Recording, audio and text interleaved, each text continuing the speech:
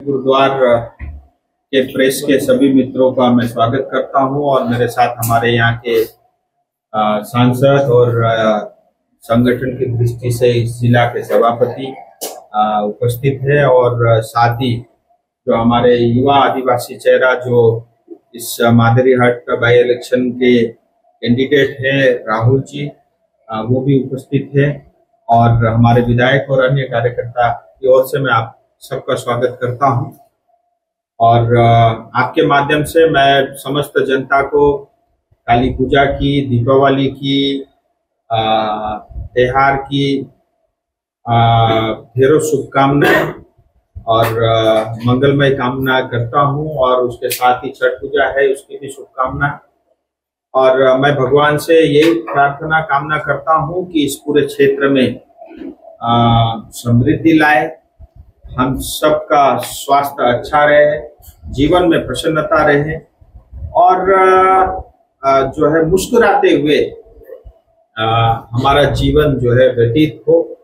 और मैं भगवान से इसकी भी कामना करता हूं कि हमारा मानव जीवन जो बहुत ही अमूल्य है वो समाज के लिए, अपने राष्ट्र के लिए और अपने लोगों के लिए, अपनी जनता के लिए काम आए, ऐसी कामना करता हूं।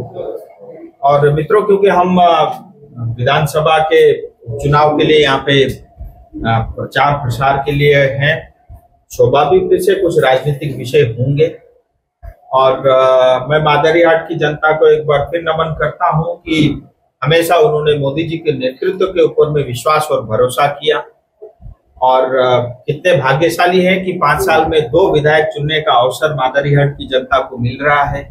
और मुझे पूरा विश्वास है जो आदिवासी युवा चेहरा राहुल भाई को जो हमने कैंडिडेट बनाया है, इस बार भी जो है मादरीहाट की जनता बीजेपी और मोदी जी और कमल की चिन्ह के ऊपर में विश्वास रख करके मत करेगी, ऐसा मुझे पूरा मानना है।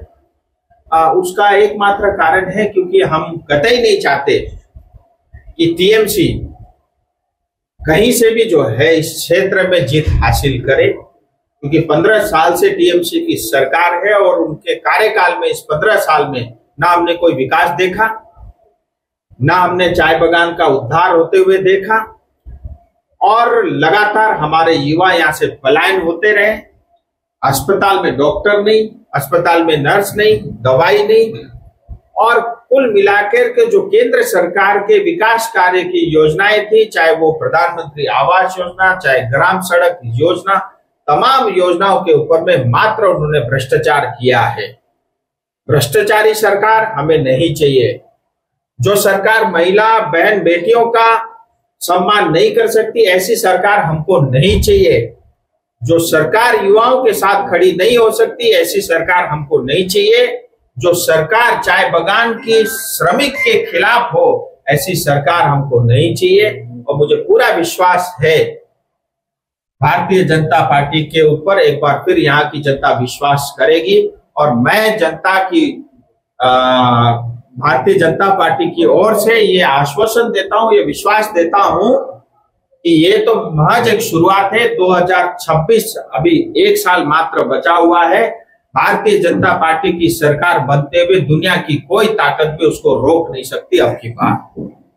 और जिसकी शुरुआत मादरीहाट से होगी और मादरीहाट की जनता तमाम पश्चिम बंगाल की जनता को मार्ग दिखाएगी और ऐसा भाग्यशाली कार्य करने का हमको ये सौभाग्य मिल रहा है। मैं फिर तमाम जनता से अपील करता हूं कि जो है हमको वो अवसर दे। और इस चुनाव के दौरान हमने एक जनता के लिए एक संकल्प पत्र भी रखा है, एक मैनिफेस्टो भी सामने रखा है। इसका विमोचन आज हम करने वाले हैं और इसके अंदर में हमने तमाम जो इस विधानसभा की जनता के जो मुद्दे थे उसको प्रमुखता से हमने जो है इस संकल्प पत्र में, इस मैनिफेस्टो में रखा है। और इसका नाम हमने संकल्प पत्र इसलिए दिया है, ये हमारा वचन पत्र है और जो वचन इसमें हमने दिए हैं उसको पूरा करना, यही हमारा संकल्प है। इसको या तो हम पूरा करेंगे या हम राजनीति में नहीं रहेंगे, 2 में से एक ही काम होगा। हमने प्रमुखता से एक बात कही है, गुड गवर्नेंस, जिसके अंदर में किसी तरह का भ्रष्टाचार हमें कबूल नहीं, और किसी तरह का कट मनी हमें बर्दाश्त नहीं, और किसी तरह का जनता के ऊपर अन्याय अत्याचार हमको बर्दाश्त नहीं। गुड गवर्नेंस की बात की है हमने, चाय बगान में नया श्रम कानून को लागू करने की बात की है। नया श्रम कानून 2021 में पार्लियामेंट में पारित हुआ, जिसमें 350 रुपए मिनिमम वेज मिलना है। कल परसों कोई नेता का मैं बयान देख रहा था, कब से 350 बोल रहे हैं, लेकिन आज तक लागू नहीं किया भारतीय जनता पार्टी ने। मैं उनको कहना चाहता हूं 2021 में कानून पारित हुआ और तमाम स्टेट के अंदर में इसको लेकर के सारे रूल्स फ्रेम आउट करने थे, वो सारे रूल्स बन गए। केवल मेघालय, मिजोरम और पश्चिम बंगाल सरकार ने आज तक जो इस कानून को लागू करने के लिए किसी तरह का फ्रेमवर्क के ऊपर काम नहीं किया, और अगले महीने से 25 प्रांतों में ये कानून लागू हो रहा है। उन्होंने आसाम का भी जिक्र किया कि आसाम में क्या करें। आसाम में नया कानून लागू हो रहा है अगले महीने से, जहां 350 रुपए उनको मिनिमम वेज मिलेगा। अगर आसाम की बात आप सुनना चाहते हो, सुनो। आसाम में कोई बगान बंद नहीं है, आसाम के कोई बगान घाटे में नहीं है। आसाम के बगान में काम करने वाले श्रमिक के बच्चों को स्कूल और कॉलेज के अंदर में 10% जो है उनको रिजर्वेशन मिलता है। वहां पे सड़क सरकार बनाती है, पानी की व्यवस्था सरकार करती है, वहां पे अस्पताल की व्यवस्था सरकार करती है, स्कूल गार्डन में बनाने का काम भी सरकार करती है। और नया कानून लागू होते ही 350 रुपए उनको भी मिलेगा। ये आसाम के बारे में थी। और जब बोनस देने का काम समय आया, जहां 20% बोनस जो बगान नहीं दे पा रहे थे, वहां आसाम के सरकार ने पैसा दिया। इतना ध्यान जो है आसाम की जनता के लिए, श्रमिक के लिए आसाम की भारतीय जनता पार्टी की सरकार करती है। इसके बारे में मैं कभी 1 घंटा और डिटेल में डिबेट करूंगा क्या क्या काम किया है आसाम के मुख्यमंत्री ने।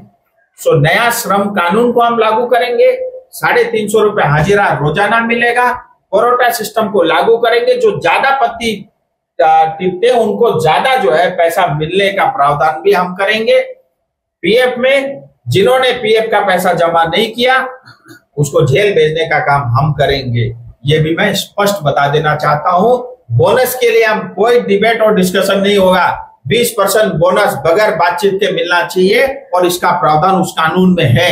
आज क्योंकि प्लांटेशन लेबर एक्ट 1951 के कारण हर बार बोनस के समय में मालिक के साथ और लेबर मिनिस्ट्री के साथ और उनके चमचों के साथ बैठना पड़ता है।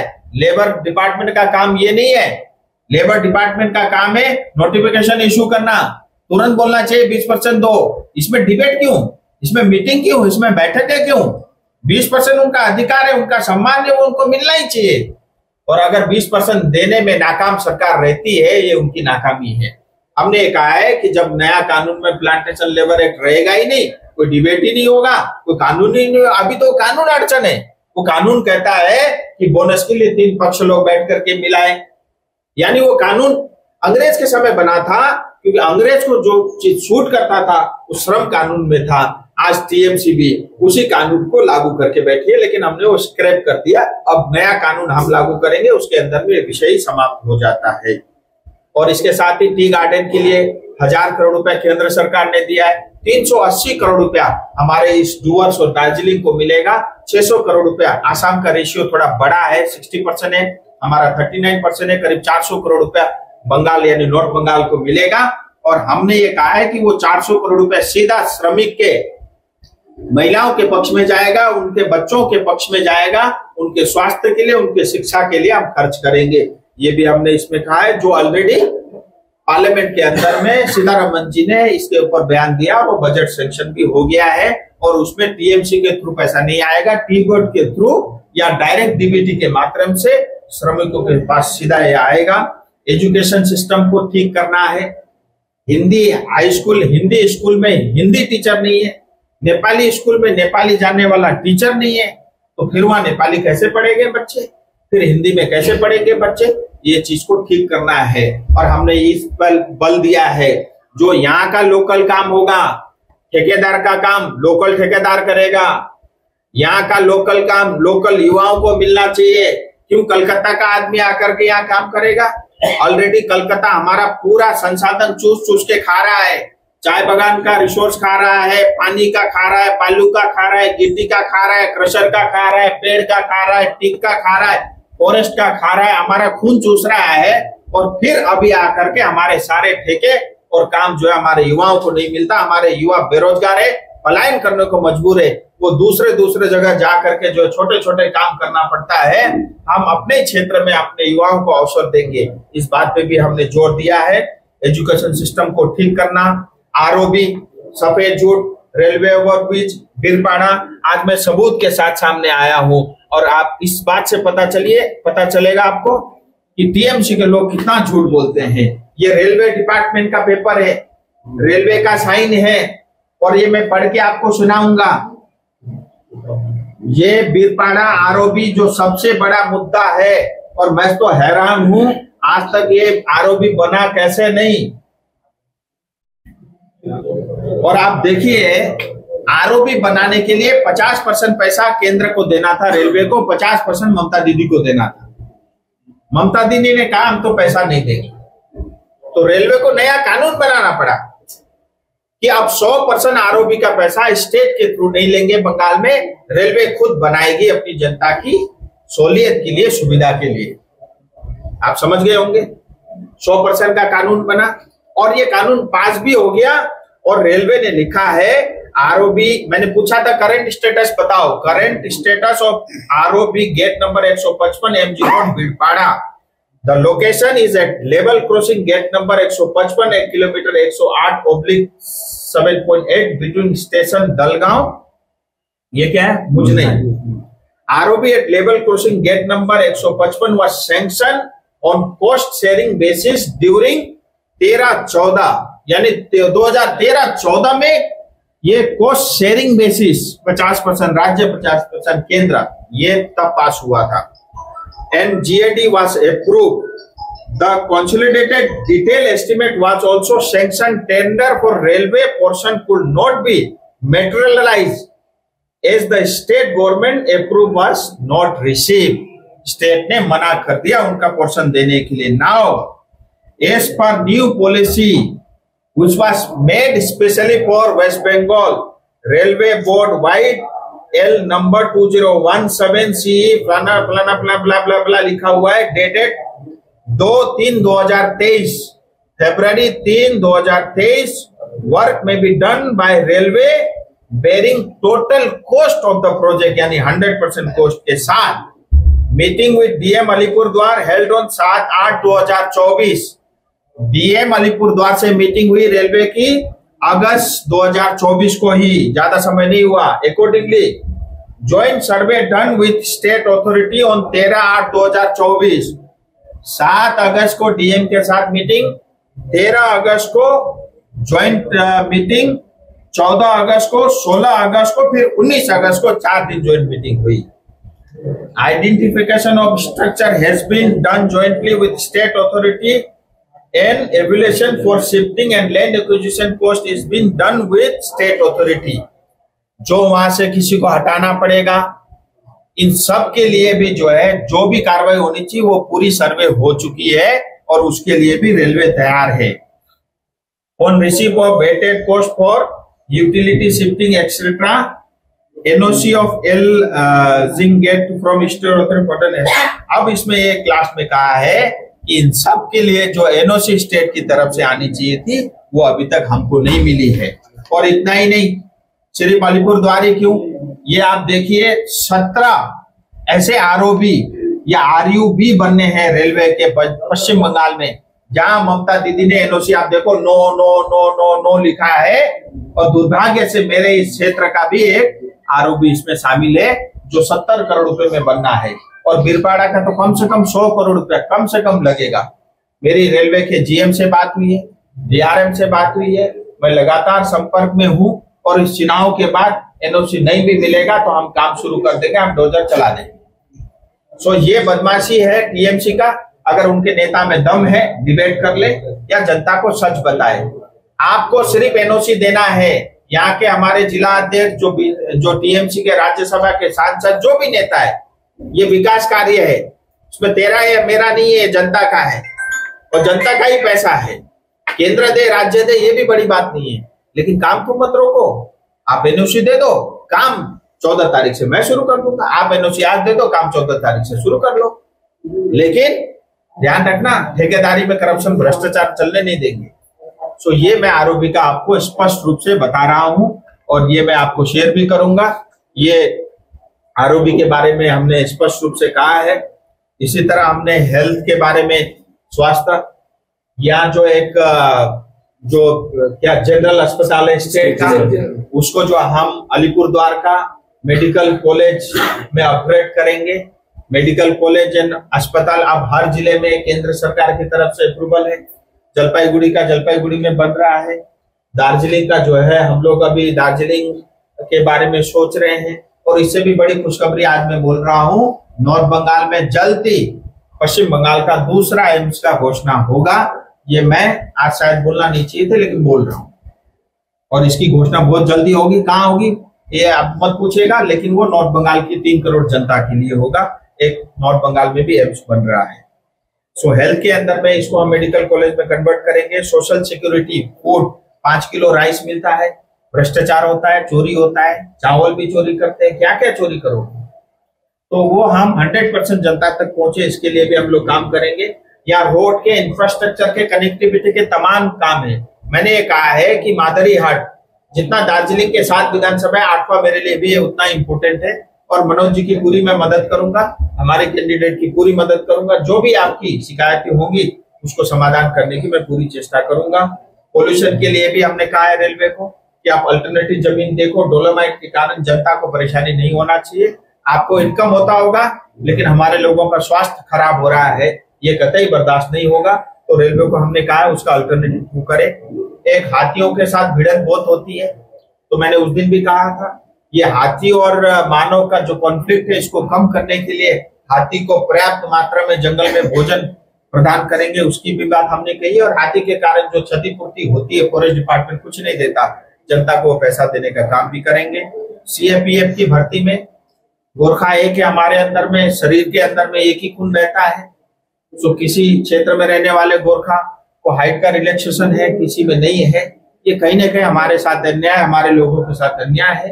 अभी 26 तारीख को मैंने गृह मंत्री जी से कलकत्ता में मुलाकात की और इसके बारे में कहा है, और मैं उम्मीद करता हूं जल्दी इसका नोटिफिकेशन आएगा। और एग्रीकल्चर फार्मर के अंदर में किसान सम्मान निधि हर एक किसान को मिले, यह हम सुनिश्चित करेंगे। और जो हमारा विधायक साइन करके देगा उसको हम सीधा केंद्र सरकार को भेजेंगे। वाटर रिसोर्सेज मैनेजमेंट के बारे में, हर घर जल टंकी बना है, पाइप में पानी नहीं है, क्योंकि उसमें बहुत बड़ा भ्रष्टाचार हुआ है। और मैं जनता से अपील करता हूं, आपसे अगर कोई आधार कार्ड मांगे आप मत दीजिए। अगर आप अपने आधार कार्ड पहले ठेकेदार को, कॉन्ट्रैक्टर को दे देते हो, टीएमसी के नेता को देते हो, तो आपके घर में पानी कभी नहीं आएगा। जब आपके घर में पाइप लग जाए, पानी आ जाए नल से, तब आपको आधार कार्ड देना है, तब उसको केंद्र की तरफ से पैसा मिलेगा। लेकिन आज आधार कार्ड पहले उठा लेता है, उनका पैसा जो है पहले ही मिल जाता है, फिर आपके पास पानी नहीं आता। और दूसरी बड़ी गलती की है, डिजाइन में भी फॉल्ट है। तीसरा, जो वाटर के सोर्स होने चाहिए वो ठीक नहीं है। अब बारिश के समय में सोर्स बहुत सीजनल सोर्स होते हैं, वहां से आपने पाइप का जुड़ाव करके ले आया जो अभी सूख जाएगा। लेकिन मेन सोर्स है नदी से, जहां से जोड़ करके और पानी लेके आना चाहिए, तो वो काम नहीं किया है। इसमें व्यापक रूप से भ्रष्टाचार हुआ है। मेरे यहाँ कई सारे इंक्वायरी चल रही है, कई लोग उसके अंदर में जेल में जाने वाले हैं। अब अलीपुर द्वार में भी जिन्होंने पानी को लेकर के भ्रष्टाचार किया है, उनके ऊपर भी सर्वे होगा, उनके ऊपर में भी पूछताछ होगी। और जिसने बदमाशी किया है उसको जनता का पूरा पैसा सूद समेत लौटाना पड़ेगा। टूरिज्म रिलेटेड एक्टिविटी को बढ़ाएंगे, विस्टाडोम कोचेस को बढ़ाएंगे। और इस पूरे क्षेत्र में जो है टूरिस्ट सर्किट डेवलप करने का भी हमारा जो है संकल्प पत्र में भी है, और पूरे नॉर्थ बंगाल के लिए हम करेंगे, जिसका लाभ मादरीहाट की जनता की भी होगा। स्किल डेवलपमेंट, युवाओं को रोजगार देने के ऊपर में हमारा जोर रहेगा। ये तमाम चीजें हमने इस घोषणा पत्र में बहुत सब लंबे समय तक सभी हमारे संगठन जिला के साथियों के साथ विमर्श करके ये चीज बनाया है। और मुझे जनता को पूरी उम्मीद है कि जनता को पसंद आएगा। ये हमारा संकल्प पत्र है, इसको निभाने का वादा वचन हम सबका है, और इसको हम लोग जरूर पूरा करेंगे। यही मुझे कहना था। और अगर आपके कुछ प्रश्न होंगे तो प्रश्न का उत्तर मनोज जी और हम लोग मिलकर के दे देंगे। सर, जमीन का पट्टा देखिए, जमीन का पट्टा ये ऐसा विषय है क्योंकि जमीन स्टेट सब्जेक्ट है। दो चीजें होती है, एक एफआरए 2006 फॉरेस्ट राइट एक्ट 2006 लागू हुआ देश भर में, कानून बना पार्लियामेंट में, और ये आदिवासी क्षेत्र में रहने वाले जनता, फॉरेस्ट में रहने वाले जनता, उनके लिए था। और लेकिन हमारे इस क्षेत्र में उसको ठीक से लागू नहीं किया, एफआरए का भी पट्टा आज तक हमको पूरा मिला नहीं। इसी तरह चाय बगान में, क्योंकि जमीन स्टेट का सब्जेक्ट है, हमने पार्लियामेंट में एक रिपोर्ट दायर की है और हमने केंद्र सरकार से निवेदन किया है, जिस तरह से एफआरए एक कानून लेकर के आए, इसी तरह टी गार्डन और सिंकोना बगान में काम करने वाले जनता के लिए भी एक जो है एक कानून बनना चाहिए कि जो हमारे जमीन हमारे अधीन में है, यह एक चीज समझना होगा, हम किसी से भीख नहीं मांग रहे। हमारे पूर्वज अंग्रेज से पहले यहाँ थे, ये जमीन हमारी खेती की जमीन थी, हमारे पूर्वजों की जमीन थी। अंग्रेज आए, उन्होंने हमसे लिया और उन्होंने इसमें चाय बगान लगाया, डेवलप किया, ठीक है। लेकिन अंग्रेज जाते जाते हमारी जमीन की कागजात हमको नहीं दिया, और 54 में जाकर के जो है एब्जॉर्ब एरिया एक्ट के अंतर्गत ये बंगाल का हिस्सा बना। और जब अंग्रेज ने नहीं दिया तो कांग्रेस ने भी नहीं दिया, सीपीएम ने भी नहीं दिया, अभी टीएमसी भी नहीं दिया। लेकिन ये जमीन तो हमारे कब्जे में है, हमारे बाप दादाओं की जमीन है, कोई हमको उखाड़ तो सकता नहीं ऐसे। इसीलिए हमारी सरकार बनते हम दे देंगे, लेकिन तब तक भी हमने ये केंद्र सरकार से निवेदन किया है कि इसका जो है अगर कानून बन सके तो जो है उस कानून को लागू ममता दीदी को करना ही पड़ेगा। ये एक विषय है जिसमें बहुत सारे इश्यूज इन्वॉल्व हैं। मैं भी इतना ही कहना चाहूंगा कि हमारे मन में ये है कि हमारे क्षेत्र में रहने वाले जनता, चाहे वो दार्जिलिंग की हो, चाहे तराई की हो, चाहे डूवर्स में, चाहे बगान में काम करने वाली जनताओं को उनका जमीन का अधिकार मिलना चाहिए। अगर नहीं मिलता तो इसको लेकर के फिर हम आंदोलन करें। स्पोर्ट्सको सेक्टरमा युवाहरू डुवर्स स्पेशली स्पोर्ट्सको क्षेत्रमा धेरै अग्रसर छ। स्पोर्ट्सको अहिले कुरा अलिकति नभएको नहीं, मैंने क्योंकि इसलिए अंदर में है, लेकिन मैं बहुत लंबा चौड़ा आपको भाषण नहीं देना चाह रहा था। हमारे 8 जो है यहाँ पे टोटल जो है जिला है नॉर्थ बंगाल में, और खेलो इंडिया के सेंटर जो है सब जगह बन रहे हैं, सब जिलों में, कुछ बिहार में ऑलरेडी बन चुका है। तो जो बाकी 7 हमारे जो डिस्ट्रिक्ट है पूरे नॉर्थ बंगाल के, उसके अंदर में खेलो इंडिया के सेंटर जो है ऑलरेडी परसों हमारी ये बैठक में हो गई है, वो जल्दी हमारे क्षेत्र के लिए सेंक्शन होगा, जहां हजारों की संख्या में हमारे युवा उससे जुड़ेंगे उस केंद्र से, और हर तरह की स्पोर्ट्स की एक्टिविटी उसमें होगी। क्योंकि खेल एक ऐसा माध्यम है जिसमें हम युवाओं को सही दिशा में रख सकते हैं और गलत आदतों से उनको दूर रख सकते हैं। तो अंत में मैं अपील करता हूं कि आपके माध्यम से हमारे राहुल भाई को जिताएं, और वो जीतते हैं तो सत्य की जीत होती है। उनकी जीत मोदी जी की जीत है, उनकी जीत कमल की जीत है। ये जरूर है, कुछ हमारे इंडिपेंडेंट के तौर पे हमारे कुछ साथी भी खड़े हैं, मैं उनसे भी आग्रह करता हूं, हमारी आपसी लड़ाई के कारण टीएमसी को फायदा नहीं होना चाहिए। वैसे नहीं होगा, अभी भी हम टीएमसी से 12,500 वोट से ऊपर ही है। मैं टीएमसी की रिपोर्ट बोल रहा हूं, मैं तो अंचल वाइज भी आपको आंकड़े बता सकता हूं। लेकिन ये लीड जाते जाते, क्योंकि अभी तक हमने प्रचार शुरू नहीं किया, और मेरा मानना है 25-30 हजार की लीड के साथ भारतीय जनता पार्टी इस सीट को जीतेगी। लोकसभा की लीड जो थी उससे ज्यादा होगी, और इसके लिए जितनी मेहनत करनी होगी हम करेंगे, ईमानदारी के साथ करेंगे। और जो अन्याय, अत्याचार, जो भ्रष्टाचार, जो महिलाओं के साथ अपमान है, जो आदिवासियों के साथ जो अपमान है, जो अन्याय है, उसको हम बर्दाश्त नहीं करेंगे। अब मैं उस दिन पे बताया, आप कैंडिडेट को देख लो, वो एक आदिवासी समाज से आने वाला भाई, उनको पिताजी को लेकर के, उनके परिवार को लेकर के कितनी बदनामी करने की कोशिश की। मतलब वो चाहते ही नहीं कि आदिवासी युवा लड़का आगे बढ़े। यानी जो टीएमसी में है उनके लिए तो वो सब चलता है, लेकिन दूसरे समाज में रहने वाले, दूसरे पार्टी में रहने वाले, चाहे वो बीजेपी में हो चाहे कांग्रेस, वो आगे बढ़े, उनको ये बर्दाश्त नहीं है। हम ये चाहते हैं कि जो है सभी समाज के लोगों को समांतर जो है सम्मान और न्याय मिलना चाहिए। और हमारे कुछ गोरखा साथी भी हैं, मैं उनसे भी अपील करता हूं कि हमारे कारण तीसरे को फायदा नहीं हो, और बारी बारी हमको मौका मिलना चाहिए। हमारे जिला अध्यक्ष भी यही है, कभी आदिवासी को मौका मिलना चाहिए, कभी मेच को मिलना चाहिए, कभी गोरखा को मिलना चाहिए। सबको लीडरशिप, नेतृत्व करने का, सबको समान रूप से उसका अवसर भी मिलना चाहिए। ये हम भविष्य में भी देखें। बहुत बहुत धन्यवाद। एक बार आइए, एक बार इसको पकड़ के